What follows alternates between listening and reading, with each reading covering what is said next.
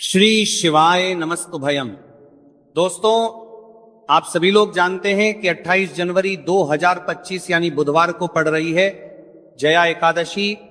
और दोस्तों, ये वह तिथि है जो माघ माह में पड़ने वाली सबसे बड़ी तिथि है, क्योंकि बुधवार एकादशी के दिन पड़ने वाली है, बुधवार को पड़ रही है और इसका बहुत ही बड़ा और विशेष महत्व होता है। अगर कभी भी मौका लग जाए और माघ माह की एकादशी पड़ जाए तो आप लोगों को माचिस की डब्बी वाला उपाय तो अवश्य ही करना चाहिए। इन दोनों का संयोग बहुत ही कम कराता है।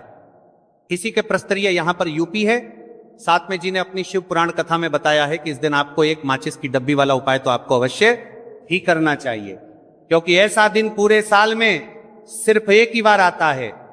और दोस्तों, आप सभी लोग जानते हो कि बुधवार का अगर सबसे बड़ा कोई उपाय है तो वहां माचिस की डब्बी वाला उपाय। तो दोस्तों, माघ माह की बुधवार एकादशी आप लोगों को इस माचिस की डब्बी वाला उपाय को जरूर करना है। बहुत सारे लोग होंगे जिन माचिस की डब्बी लोगों ने इस उपाय अमित आर्य को ना किया हो, मतलब पूरा साल निकल गया, उन्होंने किसी भी दिन इसे हरा नींबू वाला उपाय को ना किया हो।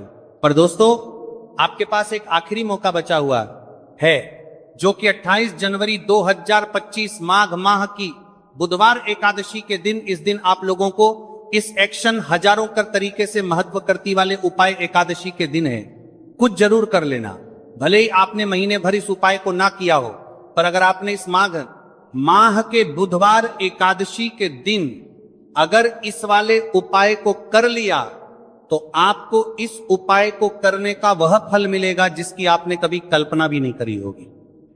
इसीलिए आप लोग इस वाले उपाय को एक बार जरूरी नहीं कर लेना है, ताकि आप लोगों के हाथ से यह मौका ना जा सके और आपको इस उपाय को करने का फल मिल सके। दोस्तों, यह उपाय पंडित जी ने दश्य महापुर आण की कथा में बताया है जी। उपाय को आज हम आपको बहुत अच्छे से समझाने वाले हैं। इस वीडियो को देखने के बाद इस उपाय को समझने के लिए आपको कोई और वीडियो को देखने की जरूरत नहीं पड़ेगी। तो चलिए दोस्तों, उपाय को मैं करते हैं।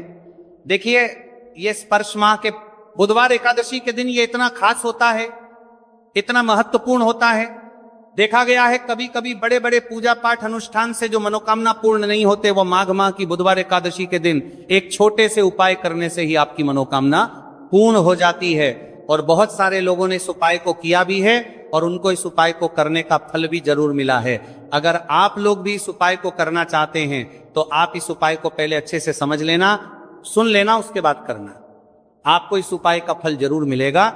और इस उपाय को कर लेने से आपके घर में चाहे किसी भी प्रकार की दुख और समस्या क्यों ना चल रही हो, आपको उसका कारण भी नहीं पता है कि भाई ये समस्या किस कारण से चल रही है, उसका कुछ भी कारण हो सकता है। जैसे पितृदोष हो सकता है या किसी भी तरह का मंगल दोष भी हो सकता है। तो इस दिन आप लोगों को यह वाला उपाय कर लेना है। यह एक ऐसा उपाय है जिस उपाय को अगर किसी विशेष दिन पर किया जाए तो भाई उस विशेष दिन का जो है वो तो हमें मिलता ही मिलता है, पर हमने उस दिन पर इस उपाय को किया है तो हमें उससे भी बड़ा फल मिलता है, और फल बहुत जल्दी मिलता है, क्योंकि आप इस उपाय को बहुत ही बड़े और विशेष दिन पर कर रहे हो। तो चलिए अब उपाय के बारे में बात करते हैं, लेकिन उससे पहले आप लोगों में मैं के लिए बात करते हैं तो यह जानना आवश्यक है कि आखिर ये उपाय किस समय करना है, किस किस को करना है और कैसे करना है।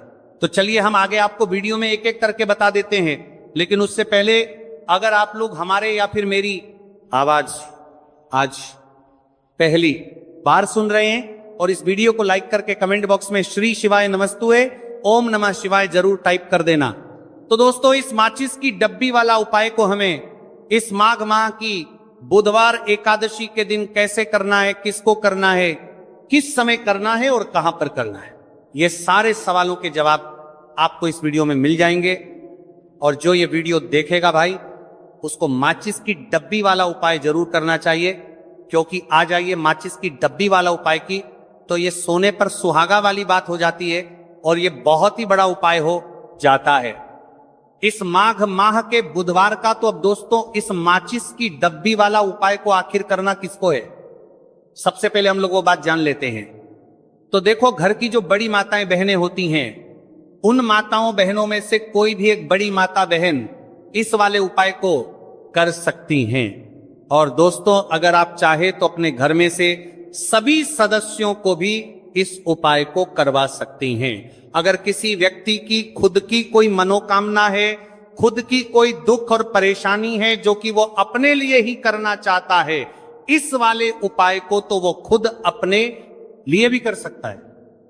बाकी अगर कोई घर में से ऐसा है जो कि अपने पूरे घर परिवार की सुख और शांति के लिए ये वाला उपाय करना चाहता है, तो भाई वो भी करना चाहेगा, करता रह सकता है, उसमें भी कोई दिक्कत वाली बात नहीं है। कहने का मतलब यह है कि इस उपाय को हर एक सदस्य भी कर सकता है और पूरे घर परिवार के सदस्य के लिए घर की बड़ी माताओं बहनों में से कोई एक माता बहन भी कर सकती है। माताएं बहनें अगर घर में उपस्थित ना हो या ये वाला उपाय ना कर पा रही हो, तो फिर घर का कोई बड़ा सदस्य भी इस माचिस की डब्बी वाला उपाय को कर सकता है। चाहे फिर वो पुरुष ही क्यों ना हो, उसमें कोई भी दिक्कत वाला उपाय कर पा रही हो वाली बात नहीं है। उसके बाद में दोस्तों, और जो अगला प्रश्न निकल कर आता है वही आता है इस उपाय को लेकर के, आखिर इस उपाय को हमें किस समय करना है? सुबह के समय करना है कि शाम के समय करना है? तो देखो, इस वाले उपाय को आप लोग सुबह के समय भी कर सकते हो और शाम के समय प्रदोष काल में भी कर सकते हो। अब अगर आप पूछो कि भाई साहब सबसे उत्तम समय कौन रहेगा इस माचिस की डब्बी वाला उपाय को करने का, तो हम आपसे बस यही कहेंगे कि इस उपाय को आप सुबह के समय करेंगे तो ज्यादा बेहतर होगा। बाकी अगर प्रदोष काल शाम के समय भी करेंगे तो भी अच्छा होगा, उसमें कोई भी दिक्कत वाली बात नहीं है।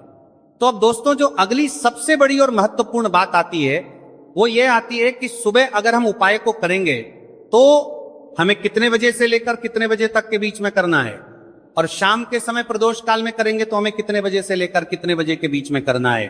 तो देखो, सुबह जितनी जल्दी हो सके आप उपाय को करने की कोशिश करना। बाकी अगर किसी कारणवश लेट भी हो जाओ, थोड़ी देर भी हो जाए, तो 10 या 11 बजे तक भी आप उपाय कर लेना, पर 12 बजे से ज्यादा देरी ना हो। ठीक है, इस बात का ध्यान रखना उससे। उसके बाद में दोस्तों, अगर शाम के समय प्रदोष काल की बात करें, प्रदोष काल का जो समय होता है वो शाम के 6 से शुरू हो जाता है। मतलब शाम के 6 से लेकर 7 के बीच का जो समय होता है, यह समय प्रदोष काल का समय होता है। आप इस उपाय को 7 या 8 के बीच में भी कर सकते हो। मतलब शाम के 6 से रात 8 के बीच में आप कभी भी इस वाले उपाय को कर सकते हो, उसमें कोई भी दिक्कत वाली बात नहीं है। तो देखो दोस्तों, सबसे पहला उपाय देखिए आपको क्या करना है। तो माचिस की डब्बी से आप अपने जीवन से हजार क्या लाख क्या करोड़ों शत्रुओं का भी सफाया कर सकते हैं, और कभी भी आपके शत्रु आपके दुश्मन आपको पलट कर एक ये भी नहीं। अगर आपने माचिस की डब्बी से छोटा सा उपाय कर लिया, तो जो लोग अपने जीवन में शत्रुओं से दुश्मनों से बहुत परेशान हो चुके हैं, या जिन लोगों के ऊपर शत्रु बहुत कुछ किया कराया करवा रहे हैं, तो ऐसा समझ लीजिए कि जो भी बंधनवार क्रियाएं आपके जो भी पृथ्वी पर प्रच करती हैं, ऐसे आपके जो भी बंधनवार क्रियाएं, वह जो भी बंधनवार शत्रु ने करवा रखी होंगी, आपके दुश्मन ने करवा रखी होंगी, किसी भी तरह से अगर आपके दुश्मन आपको नुकसान करना चाहते हैं, आपको हानि पहुंचाना चाहते हैं, या किसी भी तरह से आपको परेशान कर रहे हैं, कोई भी दुख कोई कष्ट आपको दे रहे हैं, किसी भी आपकी संपत्ति पर, आपके व्यापार पर, आपकी दुकान पर उनकी बुरी नजर है, कुछ हड़पने की कोशिश कर रहे हैं, तो समझ लीजिए कि माचिस की डब्बी लेकर बहुत छोटा सा उपाय आप करेंगे, और जो शत्रु आपको अपनी ताकत दिखा रहे हैं, आज आपको परेशान कर रहे हैं, उनकी संपत्ति करी कर रहे हैं, जब परेशान कर रहे हैं कि बाहर कर रहे हैं, उनकी शत्रुओं की सारी अकड़ निकल जाए। माचिस की डब्बी के उपाय को अगर आप सही तरीके से कर लेते हैं, तो देखिए उपाय पूरा समझिए, सही से समझ के उपाय करेंगे तो 1% ये उपाय काम करता है, और जो भी आपके दुश्मन है या जो भी आपके शत्रु हैं, उनका सफाया पूरी तरह से हो जाता है। तो इस उपाय को आप किसी भी दिन कर सकते हैं। दूसरी चीज, स्त्री पुरुष कोई भी इस उपाय को कर सकता है। ऐसा उपाय आज की वीडियो में लाए हैं जिसमें आपके कोई पैसे खर्च नहीं होने वाले। लेते हैं उपाय किस तरह से आपको करना है। तो देखिए, माचिस की डिब्बी में यह चीज रख देना, शत्रु खत्म, उसका जादू भी खत्म। आपके 1000 शत्रु हो, लाख शत्रु हो या करोड़ शत्रु क्यों ना हो, सिर्फ माचिस की डिब्बी में एक छोटी सी चीज आपको रखनी है, और जीवन से हमेशा के लिए शत्रु की छुट्टी हो जाएगी। मतलब चाहे आपके गुप्त शत्रु हो या फिर वह शत्रु जिन्हें आप जानते हैं, ऐसे दुश्मन जिन्होंने आपको बहुत परेशान कर रखा है, तो ऐसा समझ लीजिए अब माचिस की डब्बी आपके जीवन से शत्रुओं को दूर कर देगी। ऐसा अचूक और ऐसा उत्तम उपाय हम आपके लिए लेकर आए हैं कि इस उपाय को करते ही आपके शत्रुओं की बांड बच जाएगी, शत्रु की सारी ताकत खत्म हो जाएगी, शत्रु को अंदर में आपके सारी ताकत खत्म हो जाएगी, कुछ करने के लायक नहीं बचेंगे।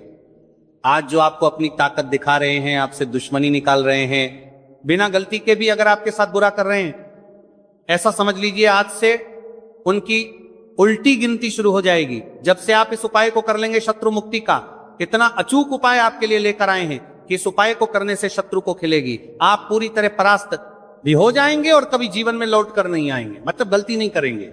आपको परेशान करने की, आपको कष्ट देने की, आपके ऊपर किया कराया करवाने की, और अगर उन्होंने कुछ करवा रखा होगा, जैसे बहुत सारे जो लोग होते हैं, जो शत्रु होते हैं, वो तांत्रिकों के पास, बहुत सारे लोगों के पास जाकर कुछ इस तरह का किया कराया करवा देते हैं कि व्यक्ति को हर तरफ से बर्बाद कर देते हैं। लेकिन आप विश्वास मानिए, जो उपाय सवालों के पास बर्बाद देते हैं, हम आपके लिए लेकर आए।